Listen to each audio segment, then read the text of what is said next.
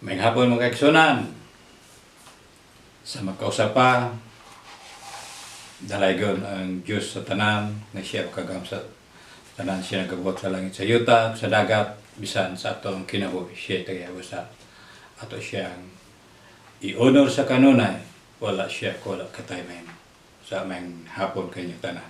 Nga mga viewers, mga subscriber, tanan ako mga kaigalaan, mga kaparintihan, kauban ako sa trabaho, mga literature evangelist, kauban sa nako sa Executive Committee.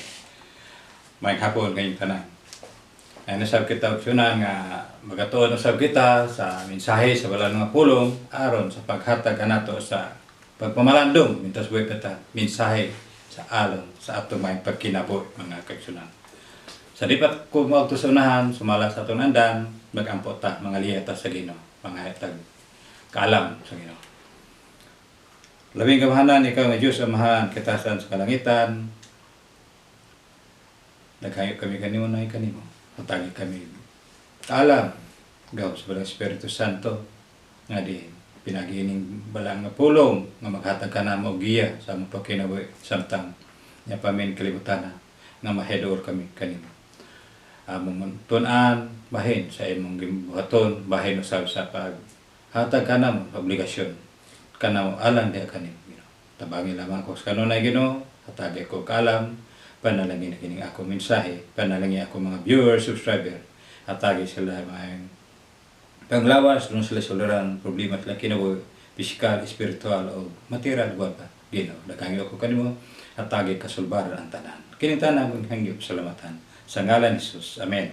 Ngaksunan atong tun-an ang sinulat ni Propeta Moises sa diin sa diha nga gitagaan siya sa sugo sa Ginoo dito sa bukid sa Sinai. Ang gihatag sa Ginoo niya mao ang 10 Commandments. Dinitas tun-an atong aksyonan sa sugo sa Ginoo nga gihatag ni Moses kaniya. Kining Exodus chapter 20 verse 8 mga kaigsunan. Atong tun-an mong sunan unsa ang gisugo sa Ginoo alang sa makatawhan. Diri nagaingon sa Exodus chapter 20 verse 8. Usa sa sugo ni ang gihatag si Ginoo alang sa makatawhan. Exodus chapter 20 verse 8 niri nang ingon, hinumduman mo ang adlaw nga igpapapahulay aron sa pagbalaan ini. Mga kaigsunan, gihatag sa Ginoo alang kanato agi pahinumdum sa iyang buhat dinhi sa kalibutan. Siya na ginon, hinumduman mo ang adlaw nga igpapahulay aron sa pagbalaan nini mga kaigsunan. Atong tun-an mga kaigsunan, ang Ginoo sa iyang pagbuhat sa kalibutan, siya ni pahulay usab siya mga kaigsunan. Atong basahon sa Genesis chapter 2, 1 and 3. Nganong gitugot sa Ginoo nga diin atong hinumduman bahin sa adlaw ipapahulay mga kaigsunan. Gani si Ginoo ang atong Ginoo nga Dios amahan, siya sa pagbuhat sa kalibutan, siya usab siya ni pahulay. Diri mga kaigsunan nagaingon din ni Genesis chapter 2, 1 and 3. O nahuman ang mga langit ug ang yuta ug ang tibuok nga panon kanila. Verse 2. Og sa adlaw nga ikapito natapos sa Dios ang buhat nga iyang himo. O mipahulay siya sa adlaw nga ikapito gikan sa tanan niyang mga buhat nga iyang nahimo. Sa adlaw nga ikapito nahimo ang tanan nga buhat sa Ginoo dinhi sa kalibutan o mipahulay siya. Verse 3 mga kaigsunan dinhi. O gipanalanginan sa Dios ang adlaw nga ikapito. Giblisingan mga kaigsunan ang adlaw nga ikapito sa pagbuhat sa Ginoo, sa pagtapos niya sa buhat sa kalibutan. Iyang gi panalanginan mga kaigsunan. O nagbalaan ini tungod kay niini nagpahulay siya gikan sa tanan niyang buhat nga gibuhat og nahimo sa Dios, mga kaigsunan. Usa, mga kaigsunan, ang Ginoo naghatag siya og sugo sab alang kanato nga mao ang adlaw nga ikakapito ato sa mabalanon mo pahulay sa atong gimbaton.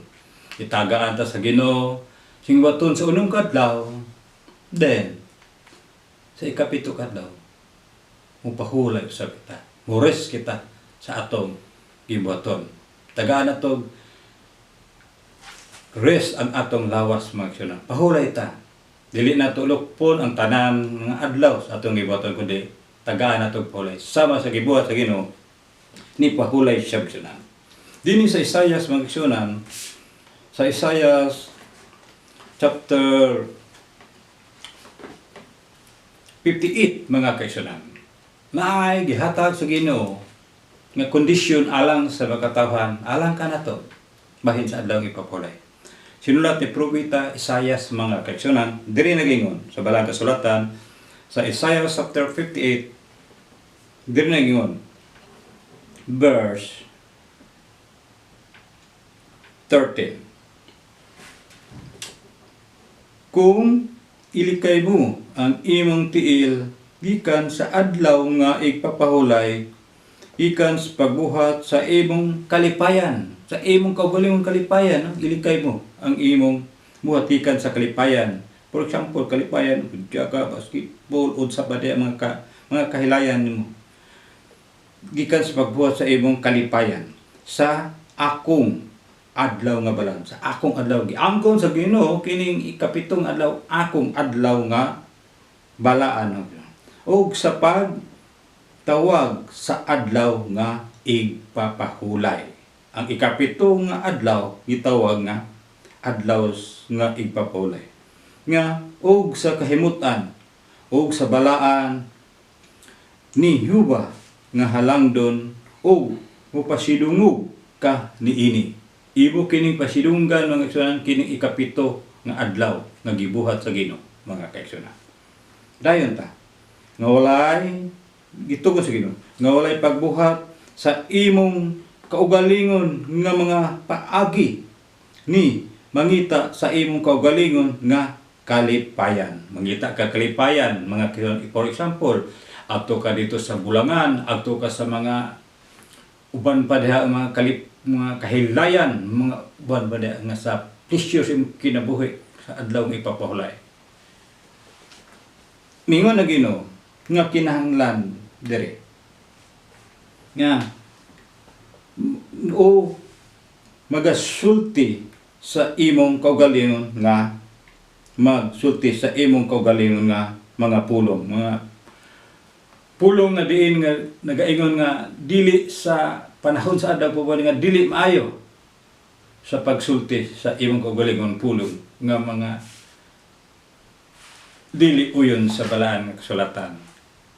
For example, maghimo ka sa daot sa imong sikataw, pagsulti sa mga uban pa diha nga maka distraction sa ngadto sa uban, mga kaigsunan. Pwede ka makahimo sa imong kaugalingon sa pagbuhat sa adlaw pahulay apan panahon nga gikinahanglan. Gani si Ginoong Hesus magsunan sa adlaw ipapulay siya nanambal. Nag-ayo sa mga sikiton magsunan. Gaayo siya adlaw kay gikinahanglan mangsan. Atong hospital. Natay mga hospital panahon sa adlaw pagpulay naga. Himo sila kay kinahanglanon, mga kaigsunan. Apan sa imong kaugalingon nga kalipayan dili igatugot sa Ginoo, mga kaigsunan. Sumala sa balang kasulatan. Kinahanglan nga mabuhat ka sa kinahanglanon sa imong kaugalingon. Gani sa adlaw ipapahulay, mga kaigsunan, si Ginoong Hesus, mga kaigsunan, Sabat keeper ni si Ginoong Hesus, mga kaigsunan. Atong basahon sa Lucas chapter 4 verse 16. Lucas 4 verse 16. Si Ginoong Hesus usab kini siya short goer, mga kaigsunan. Adlaw panahon sa adlaw pahulay moadto si Ginoong Hesus, mga kaigsunan. Lucas chapter 4 verse 16 din ningon, ug siya miabot sa Nazaret diin dito siya magtubo ug sumala sa iyang nabatasan siya misulti sa sinaguga sa adlaw nga igpapahulay. Panahon sa adlaw igpapahulay, tuwa si Ginoong Hesus dito sa panahon sa adlaw igpapahulay. Ingon usab sila si Bernabe, mga kaigsunan, og si Apostol Paul, panahon sa adlaw igpapahulay ni adto sila sa sinaguga. Sabat keeper may mga kaigsunan, sila si Bernabe og si Paul, mga kaigsunan. Mabasa sa Buhat chapter 13 verse 14, mga kaigsunan, diri nagaingon. Atong basahon kaigsunan. Buhat chapter 13 verse 14. Diri nagaingon. Pan sila mibaktas gikan sa Perge og miabot sa Antikia o sa Kayutan o sa Pasidia o sa kaadlaw nga ipapahulay sila misulod sa sinawduguga og nagalingkod, mga kaigsunan. Panahon sa adlaw ipapahulay si Ginoong Hesus ni adto sinaguga, bisan sila si Apostol Paul o si Bernabe, panahon sa adlaw ipapahulay ni pahulay siya si Ginoong Hesus nagabasa. Busa naghatag og pagtulunan, pagpahinumdum alang kanato nga din ang aton Ginoo, ato siya lang ato siyang i-honor, siyang imbaton. Naghatag siya pahinumdum alang kanato nga taga nato sa kigayon ang atong kuning lawas pag worship kaniya o sa paghandom sa adlaw ipapahulay, panahon sa ikapito nga adlaw ipapahulay. Daghang salamat, mga kaigsunan, sa inyong pagpatilingog sa bubuk nga mensahe sa atong pagtuon, mga kaigsunan. Inautot ta ang Ginoo panalangin kanato, maghatag kaniya siya sa kanato kaalam nga atong nasabtan bahin sa adlaw ipapahulay, paghinumdum sa iyang buhaton. God bless kinyong tanan, mayong hapon, mga kaigsunan. Daghang salamat.